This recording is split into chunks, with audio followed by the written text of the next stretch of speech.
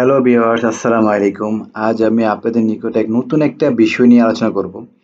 যে বিষয়টা হচ্ছে আমরা অনেকে বলে থাকি যে আমাদের কম্পিউটার স্লো কাজ করতেছে কিংবা স্পিড হচ্ছে না, কম্পিউটার হ্যাং করে। সেক্ষেত্রে আমি যে ৬ টা স্টেপ দেখাবো, যদি আপনারা প্রতিনিয়ত এই স্টেপগুলা কাজ করে থাকেন কম্পিউটার ওপেন করার সময় এবং বন্ধ করার সময়, তো আশা করি আপনাদের কম্পিউটার পরবর্তীতে আর স্লো হবে না।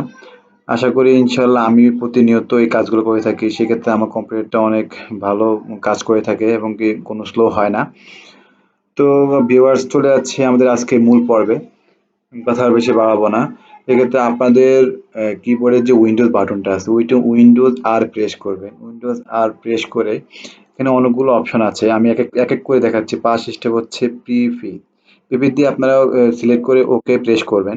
সেক্ষেত্রে আপনাদের অনেকগুলা জাঙ্ক ফাইল বা টেম্পোরারি ফাইল বলা হয়, এগুলা অনেক শো করবে যদি আপনারা আগে কখনো ডিলিট করে না থাকেন। তবে এখানে আপনাদের ১০০ কিংবা ২০০ এরকম অনেক শো করতে পারে। সেক্ষেত্রে আপনারা পুরো ফাইলটা সিলেক্ট করতে কন্ট্রোল এ প্রেস করবেন। কন্ট্রোল এ প্রেস করে পার্মানেন্টলি ডিলিট করার জন্য শিফট চাপ দিয়ে ডিলিট প্রেস করবেন। সেক্ষেত্রে আপনাদের এই সেন্টেন্সটা দেখাবে যে are you sure you want to permanently delete this 20 item. সেক্ষেত্রে আপনি পার্মানেন্টলি যদি ফাইলগুলো ডিলিট করতে চান, তাহলে আপনি পুরোটা ফাইল এখান থেকে ডিলিট হয়ে যাবে। আর যদি শিফট চাপ দিয়ে ডিলিট বাটনটা ক্লিক না করে থাকেন, তাহলে সেক্ষেত্রে আপনি শুধু ডিলিট করলে এই ফাইলগুলো চলে যাবে আপনার রিসাইকেল বিনে। সেক্ষেত্রে আপনার ফাইলগুলা আসলে রিসাইকেল থেকে যাচ্ছে, সেক্ষেত্রে আপনার কম্পিউটার ক্লিন হচ্ছে না। সেক্ষেত্রে আপনারা অবশ্যই শিফট চাপ দিয়ে ডিলিট বাটনটা প্রেস করে ইয়েস করবেন। এক্ষেত্রে আপনার সবগুলা ফাইল ডিলিট হয়ে যাবে। তবে এক্ষেত্রে দুই একটা থেকে যাবে, সেক্ষেত্রে কোনো অডিট হওয়ার কিছু নেই। এগুলো দুই একটা থাকবে, সেক্ষেত্রে কোনো সমস্যা নাই। সেক্ষেত্রে সেকেন্ড স্টেপ হচ্ছে কন্ট্রোল, আবার কন্ট্রোল উইন্ডোজ আর দিবেন। উইন্ডোজ আর প্রেস করে আপনি percentage stamp percentage second step ওকে প্রেস করে ঠিক একই নিয়মে এখানে অনেকগুলো ফাইল শো করবে। যেক্ষেত্রে আমার এখানে কম, যেহেতু আমি প্রতিনিয়ত ডিলিট করে থাকি। সেক্ষেত্রে আপনি আবার পুনরায় কন্ট্রোল এ দিয়ে পুরোটা সিলেক্ট করে শিফট চাপ দিয়ে ডিলিট বাটনটি ওকে করে ইয়েস দিবেন। সেক্ষেত্রে আপনার ফাইলগুলো ডিলিট হয়ে যাবে। এক্ষেত্রে আপনি আবার এখানে স্কিপ করে দিবেন, স্কিপ করে কেটে দিবেন।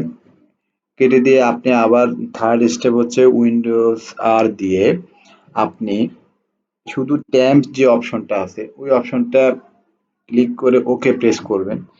এক্ষেত্রে একই নিয়ম, কন্ট্রোল এ ক্লিক করে কন্ট্রোল এ পুরোটা সিলেক্ট করে শিফট চাপ দিয়ে ডিলিট বাটনটি ওকে করে ইয়েস বাটনটি দিবেন। এখানে ইয়েস করে দিবেন, ইয়েস করে কন্টিনিউ দিবেন। সেক্ষেত্রে আপনার কম্পিউটারে অনেকগুলো শো করবে। এখানে আমার তো এই দু একটা বলেছিলাম যেগুলো শো ডিলিট হয় না, সেক্ষেত্রে কোনো টেনশনের কোনো কারণ নেই।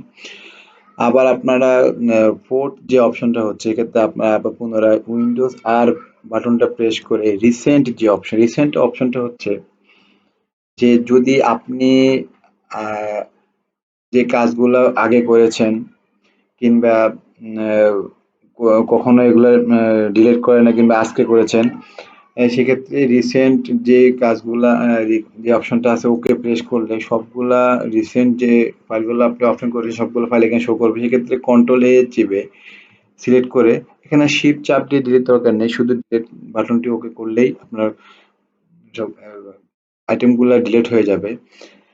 ফোর্থ ফিফথ যে অপশনটা হচ্ছে কম্পিউটার উইন্ডোজ আর দিয়ে আপনি এখানে টি নামক যে অপশনটা আছে, এখানে টি হচ্ছে যে কম্পিউটার রিফ্রেশ হবে পুরোটা একবারে।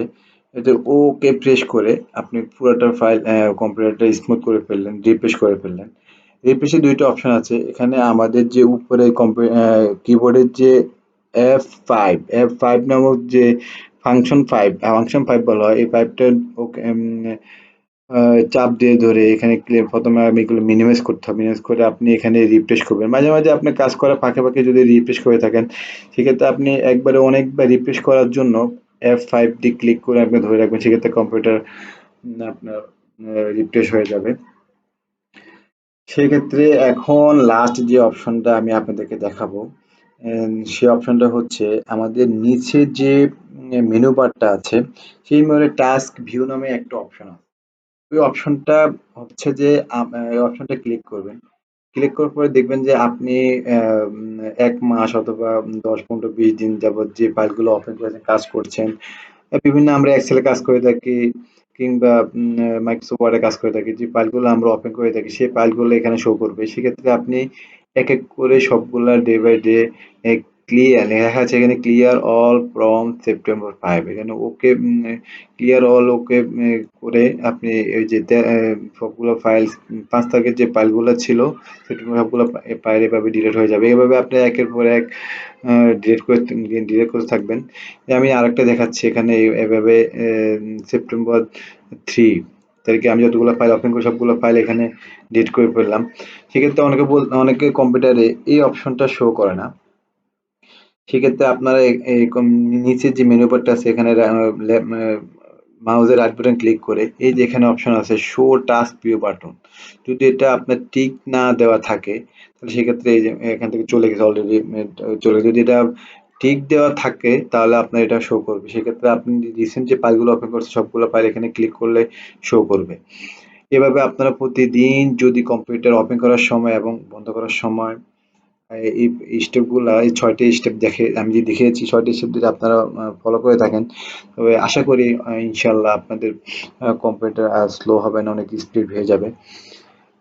চেষ্টা করব আমি চেষ্টা করি প্রতিনিয়ত আমার এই কাজগুলো করার জন্য আপনারাও চেষ্টা করবেন। তো ভিউয়ার্স অনেক কথা হলো। যদিও যদি আমি চেষ্টা করেছি আপনাদের কিছুটা হলেও উপকৃত করার জন্য। যদি আপনারা আমার এই ভিডিও দেখে যদি উপকৃত হয়ে থাকেন তাহলে অবশ্যই আমার চ্যানেলটি লাইক করবেন, কমেন্ট করবেন, শেয়ার করবেন, অবশ্যই সাবস্ক্রাইব করে নেবেন। সাবস্ক্রাইব করার পরে আপনি বেল আইকনটা অন করে দিলে ১ম এ ফার্স্ট যে ভিডিওটা আমি আপলোড দেব আপনি সাথে, সাথে পেয়ে যাবেন। তো ভিউয়ার্স কথা বেশি বাড়াবো না। আজকে এই পর্যন্তই। আল্লাহ হাফেজ।